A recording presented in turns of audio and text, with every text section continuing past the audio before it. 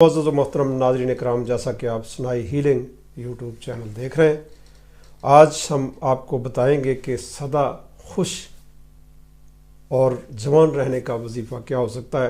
وہ کون سے ایسے کلمات مقدسہ ہیں جن کو پڑھ کے آپ اپنی زندگیوں میں انقلاب لا سکتے ہیں، اپنی ہیلتھ جو ہے اس کے اندر بہتری لا سکتے ہیں۔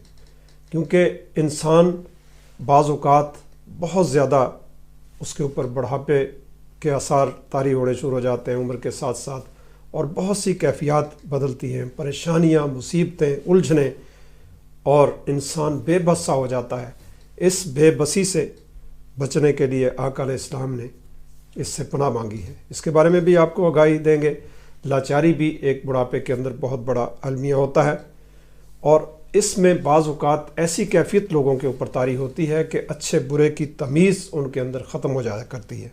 تو یہ بھی ایک کیفیت ہوتی ہے جیسے جیسے عمر بڑھتی ہے۔ آج ہم آپ کو اس کے بارے میں آگاہی دیں گے کہ کس طریقے سے آپ نے اپنے آپ کو فٹ رکھنا ہے، ٹوٹل فٹنس آپ کے اندر کیسے آئے گی، ذہنی، جسمانی، روحانی، معاشی، ہر قسم کی معاشرتی اور اخلاقی ہر طرح سے بہتری کس طرح آپ اپنے اندر لا سکتے ہیں۔ اور جو فضول چیزیں، بے مقصد بعض اوقات انسان سے کچھ اس کی زبان سے کلمات نکل جاتے ہیں، ایسی کیفیت ہوتی ہے بڑھاپے میں، وہ بھی آپ کی اس سے دور ہوگی۔ اسی طرح جو سستی ہوتی ہے، اس میں 4 چیزیں آقا علیہ السلام نے ان کے بارے میں ان سے پناہ مانگی ہے، جس میں سستی ہے، بزدلی ہے، ناکارہ بڑھاپا جو ہے، جو بڑھاپا بالکل انسان لاغر ہو جاتا ہے۔ تو ایسے بڑھاپے سے بھی آپ صلی اللہ علیہ وآلہ وسلم نے اس سے پناہ مانگی ہے، اور بخل سے۔ تو یہ 4 چیزیں، جس میں سستی، بزدلی، ناکارہ بڑھاپا، بخل، تو اس کے بارے میں آقا علیہ السلام کا ارشاد گرامی موجود ہے۔ صحیح بخاری حدیث نمبر ہے جی 6371۔ حضرت انس بن مالک رضی اللہ تعالیٰ عنہ سے روایت ہے کہ رسول اللہ صلی اللہ علیہ وآلہ وسلم نے اللہ سے پناہ مانگتے ہوئے فرمایا کہ اے اللہ، میں تیری پناہ مانگتا ہوں سستی سے، اور تیری پناہ مانگتا ہوں بزدلی سے، اور تیری پناہ مانگتا ہوں ناکارہ بڑھاپے سے، اور تیری پناہ مانگتا ہوں بخل سے۔ تو یہ حدیث مبارکہ آقا علیہ السلام نے ارشاد فرمائی۔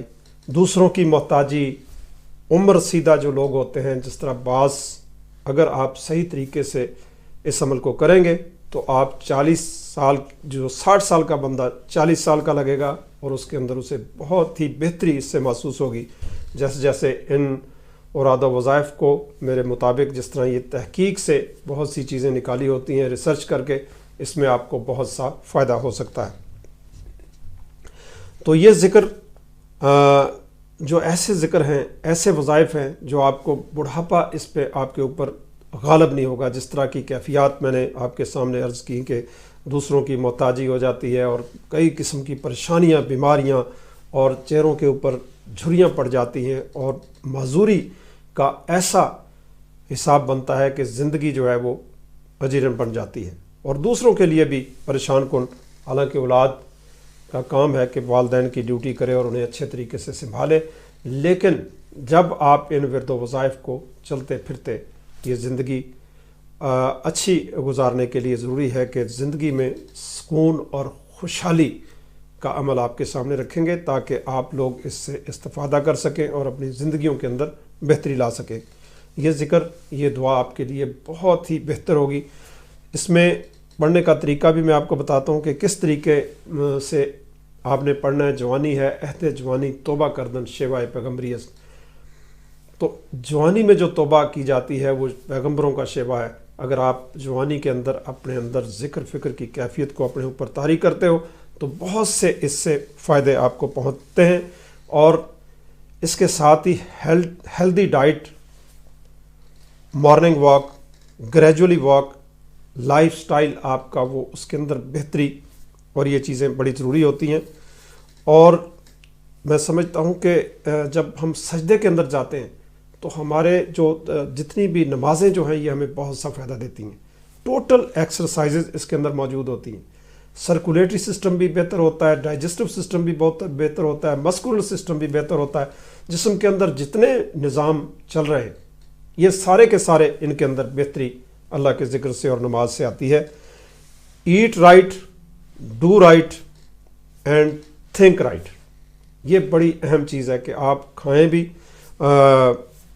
صحیح چیزیں کھائیں اور اچھے اعمال کریں اور اچھا سوچیں.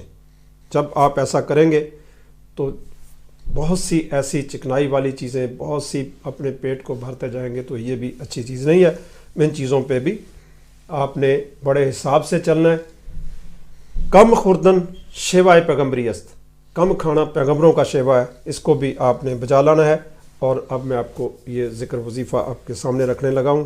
اس بڑا آسان سادہ وظیفہ آپ کے لیے میں نے چوز کیا ہے, اور اسے آپ بسم اللہ الرحمن الرحیم پڑھ کے اعوذ باللہ من الشیطان الرجیم پہلے پڑھیں گے, پھر بسم اللہ الرحمن الرحیم پڑھیں گے, پھر سبحان اللہ سبحان اللہ سبحان اللہ, یہ ایزیسٹ آپ کے لیے. اور نماز فجر کے بعد 500 ٹائم واک کرتے ہوئے پڑھنا ہے. اسی طرح ظہر کی نماز کے بعد 100 ٹائم واک کرتے ہوئے پڑھنا ہے. عصر کی نماز کے بعد 100 ٹائم واک کرتے ہوئے پڑھنا ہے, اور مغرب کے بعد 100 ٹائم, اور اسی طرح عشاء کی نماز کے بعد 200 ٹائم پڑھنا ہے. اور آخر آپ نے 5 دفعہ اس وظیفے سے پہلے درود پاک پڑھنا ہے. تو اس میں آپ کو آپ کے گمان سے انشاءاللہ آپ کی صحت, آپ کے چہرے کے اوپر لالی اور خوشحالی. لیکن نماز پنجگانہ بڑی ضروری ہے. جب آپ نماز پنجگانہ پڑھیں گے تو آپ کی ساری ایکسرسائزز, جو آپ کا ڈائجسٹو سسٹم, یہ بڑا پیٹ, اس کو کنٹرول کرنا بہت ضروری ہوتا ہے. اس کے بغیر کام نہیں چلتا. یہ بہت ضروری ہے کہ اپنے پیٹ کو کنٹرول کریں, اپنی زندگی کو بامقصد بنائیں. سستی جو ہوتی ہے, کاہلی, اس کو اپنے اندر سے نکالیں, بزدلی کو اپنے اندر سے نکالیں.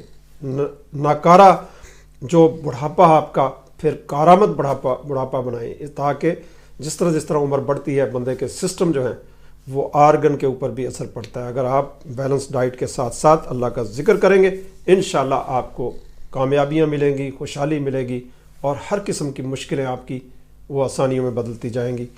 اور اس کے علاوہ بھی دعائیں ہیں, وہ بھی آپ کو اگلے لیکچر میں انشاءاللہ بتائیں گے. اگر آپ نے اس پہ عمل کیا تو انشاءاللہ اللہ کے فضل و کرم سے آپ کے چہرے پہ نور آئے گا اسی ذکر سے.